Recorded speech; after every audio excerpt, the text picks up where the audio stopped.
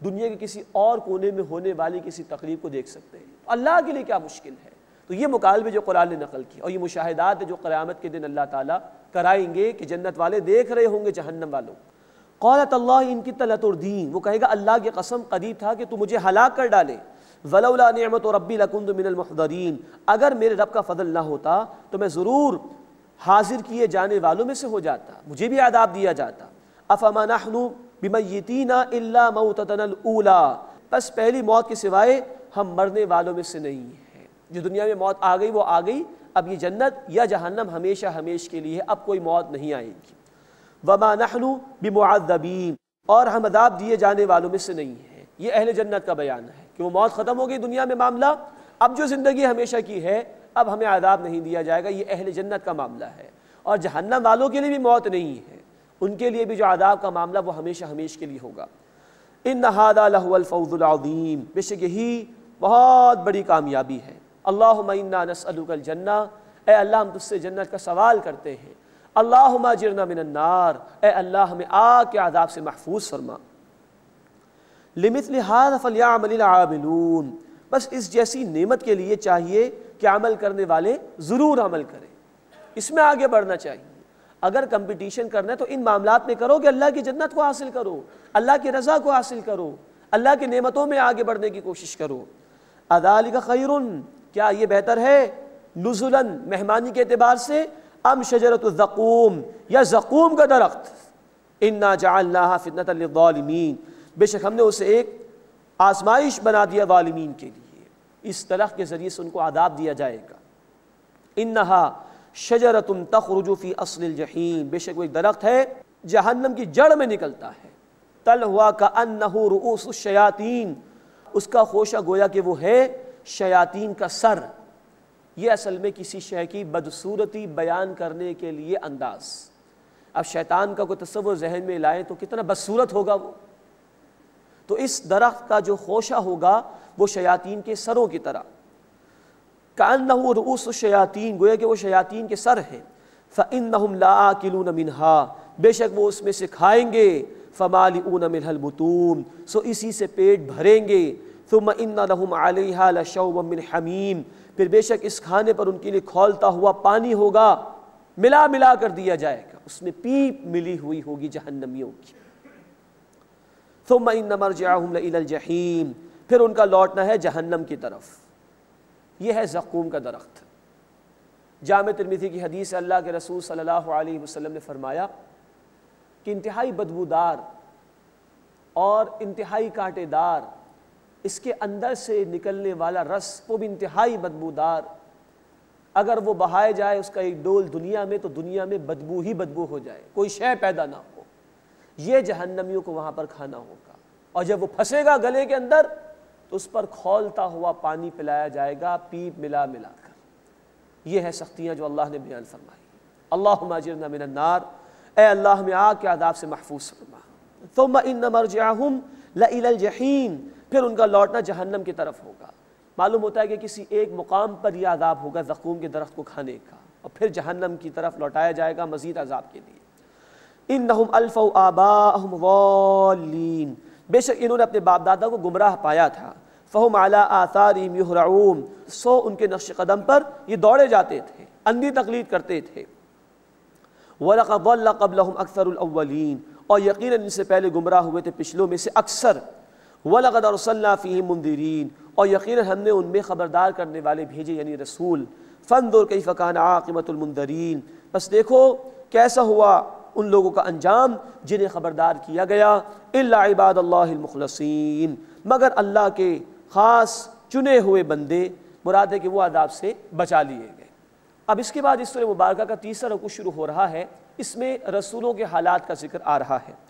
وَلَقَدْ نَادَانَا نُوحٌ، اور یقیناً نوح علیہ السلام نے ہمیں پکارا.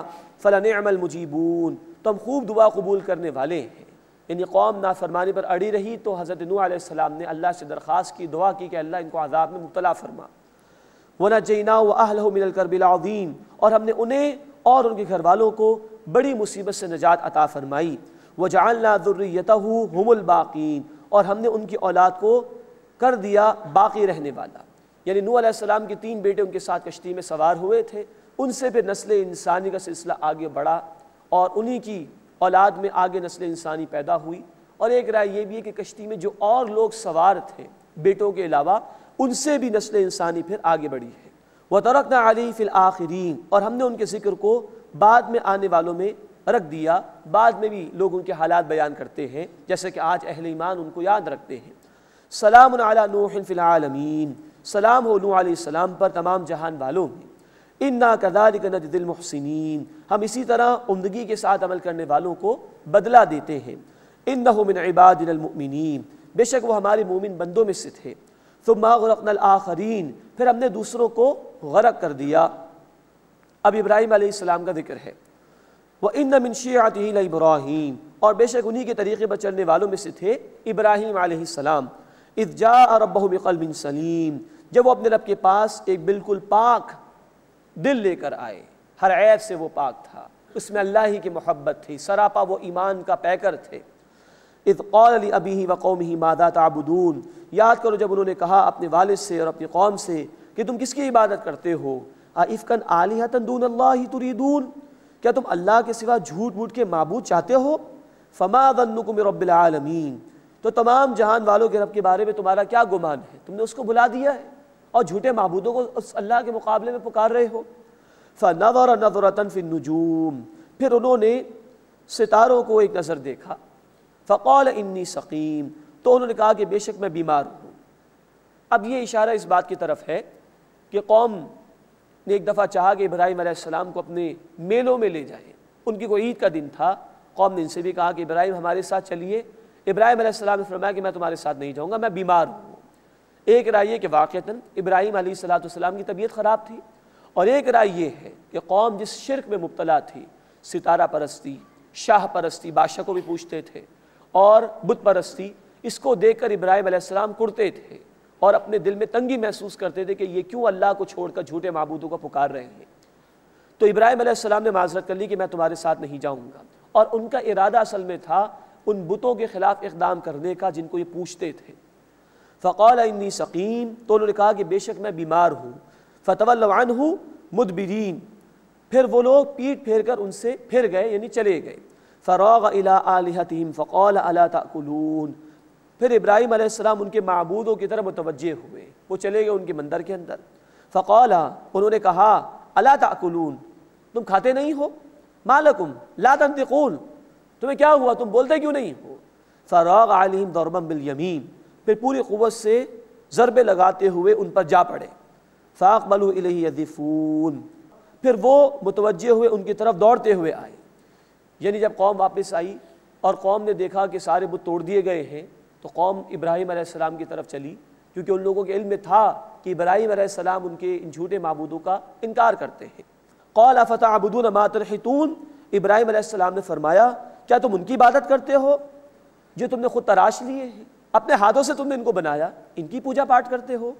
واللہ خلقکم وما تعملون، اور اللہ نے تمہیں پیدا فرمایا اور اس کو بھی جو کچھ تم کرتے ہو۔ تمہارا خالق بھی اللہ ہے اور تمہارے اعمال کا خالق بھی اللہ ہے۔ نوٹ فرمائیے اس بات کو کہ ہمارے اعمال کو بھی اللہ نے تخلیق کیا ہے، اس معنی میں کہ ہم جو عمل بھی کرتے ہیں اللہ کے حکم کے بغیر نہیں کر سکتے۔ ہاں، اختیار ہمارے پاس، ہم چاہیں تو نیک عمل کریں، اس کی توفیق بھی اللہ کی طرف سے ملے گی، ہم چاہیں تو گناہ کریں، اس کے لیے بھی اجازت اللہ کی طرف سے ملے گی، اس لیے کہ یہ وجود اللہ نے ہمیں عطا فرمایا۔ ہاں، ہم نیکی کرنا چاہیں تو اللہ کے حکم میں اس کی رضا بھی شامل ہوتی ہے، ہم بدی کرنا چاہیں تو اجازت تو اللہ کی طرف سے ہوگی، لیکن اس میں اللہ کی رضا شامل نہیں ہو سکتی۔ واللہ خلقکم، اور اللہ نے تمہیں پیدا فرمایا، وما تعملون، اور اسے بھی جو کچھ تم کرتے ہو، یعنی تمہارے اعمال۔ قالوا ابنوا لہ بنیانا، انہوں نے ایک دوسرے سے کہا کہ ان کے لیے ایک عمارت بناؤ۔ فالقوہ فی الجحیم، اور انہیں آگ میں ڈال دو۔ فارادوا بہ کیدا، پھر انہوں نے ابراہیم علیہ السلام کے ساتھ چال چلنے کی کوشش کی۔